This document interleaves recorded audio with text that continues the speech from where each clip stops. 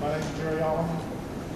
I'm the founder and vice president of Allman Tool Company, which is a small business in Montgomery, Texas. 90% of my business is in deepwater drilling operations.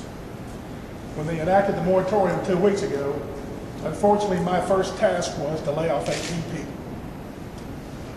If the moratorium goes 6 months, I'll lay off the balance of the people, 14 additional people. And it will be the first time I've ever seen the government put me out of business. Thank you. My name is Dean Robichaud.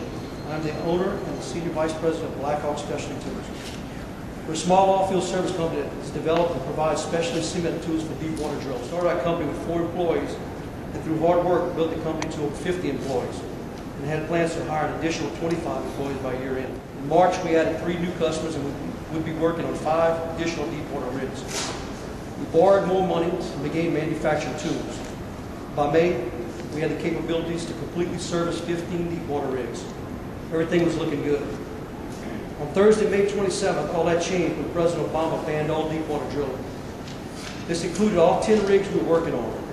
By 7 a.m. the next morning, the rigs started calling and our rental equipment was returning to the docks. Our revenues, the lifeblood of our company, was gone instantly. In a normal business downturn, you have time to prepare for something like this. In this case, it was done at a 10-minute press conference.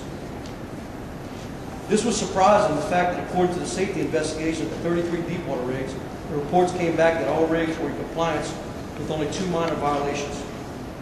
It seems and was admitted that public opinion came into play. It seems like some politicians want it 2 ways. When it fits the agenda of bailing out a bunch of union auto workers because it will avoid mass unemployment, to go against public opinion is okay. However, when it comes down to shutting down the entire industry that doesn't fit into your agenda, public opinion wins. The effect of this is huge. Just our small company, 50 employees and their families will suffer. Our company stepped out, went to the bank, and borrowed the money to grow our business based on this industry.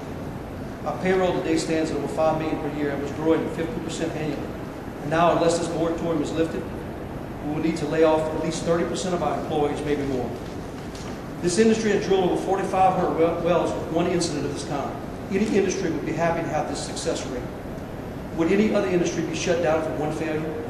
Granted, this is a bad incident, but the moratorium is making it many times worse. The 6-month timeline is also bogus. Everyone knows that these rigs will not sit around for 6 months paying $500,000 a day rates.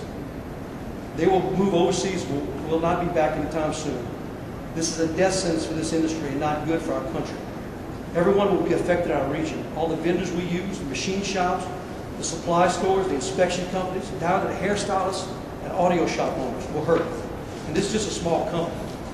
What do you think the effects will be when a company like Edison Schwess says they may have to lay off 4,000 of their 8,000 employees? It's easy to see how bad this is going to get. Our company can't wait 6 months for the industry to work with. We'll have to lay off many good, hard-working people that did nothing wrong. We will try to survive by shipping tools overseas. In closing, I ask you, our representatives, to tell the other side of the story and try to get this ban lifted before it's too late.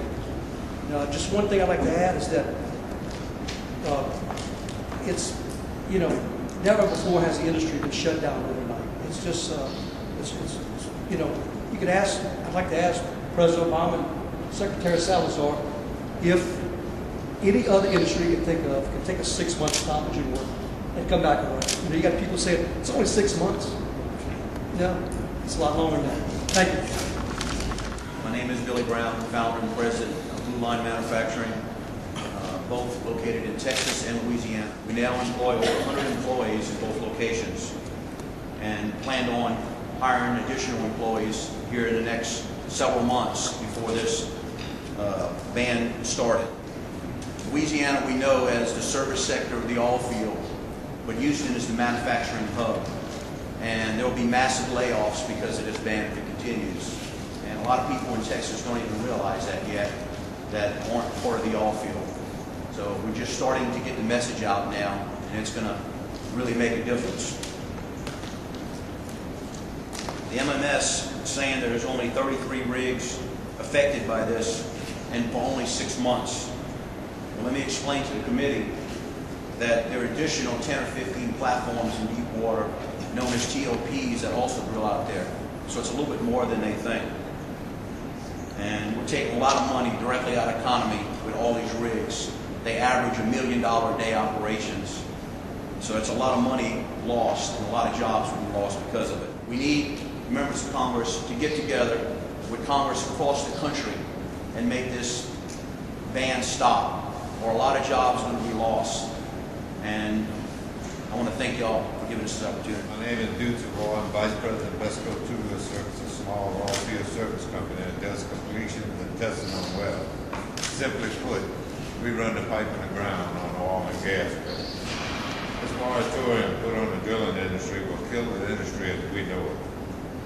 We at Vesco Tubular have about 40 employees, each with families, mortgages, kids in school, kids that are in bands, play sports, and other activities. These children eventually will pay the price for the moratorium by having unemployed parents in the industry. Eventually, their friends will have the same situation because of the trickle-down in economics. We have people in the industry that really love it and wouldn't do anything to harm each other. We as a small company have debt to be paid, and if our people don't work, these loans will be foreclosed on. I ask for help on behalf of myself and my employees to help with the reconsideration of this moratorium. I'm 68 years old, and I've never seen anything like this in my life. Thank you. My name is Eddie Davis. I own a portion of 5 small service companies, all deepwater related. We employ over 125 people. We had equipment on 16 of the 33 rigs that they shut down. All that equipment is in, that's about $3.5 million in assets, which basically generates about $6.5 million for my company a year. That's all in now. We don't have any revenue. If they don't lift the moratorium within the next 30 days, I'll lay off half the people at that company, not to mention the other 4 companies. To me, the biggest thing is education. The administration, maybe even some people in this room, the citizens that live north of Dallas, all the way to Canada, are uneducated about the way this business works and how the oil gets from the ground into the pump and how it gets in the home. It's a long process and involves hundreds of thousands of people. And I agree with Dean. If you shut the farmers down for 6 months, what do we do then? That's not going to happen. This will be the biggest mistake that this administration will make. I can guarantee you that. And finally, we appreciate it. Please send help.